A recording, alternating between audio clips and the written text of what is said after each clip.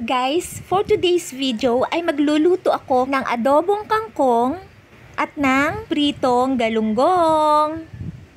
Uunahin ko na ang paggigisa ng bawang, sibuyas at pork giniling. And then lalagyan ko ng asin at ng pamintang durog bilang mga pampalasa. At kapag luto na ang giniling ay pwede ko nang ilagay ang kangkong. Marahil naman ay alam nating lahat na napakasustansya ng gulay na kangkong. Bukod pa sa healthy siya, ay super yummy rin siya.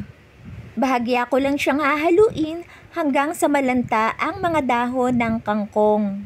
At pagkatapos ay pwede ko na siyang lagyan ng tubig na gagawin kong pinakapansabaw. At kapag kumulo na ang tubig ay saka ko ilalagay ang toyo na pampaalat.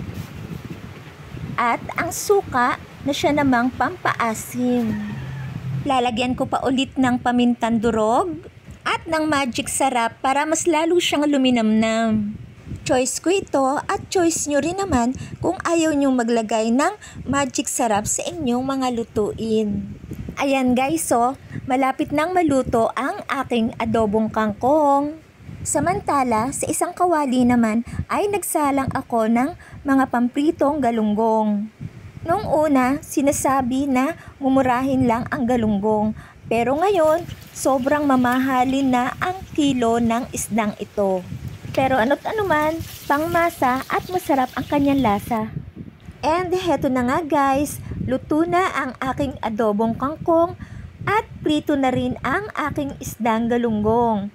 Tayo na, pwede na tayong kumain. Thanks guys for watching and bye!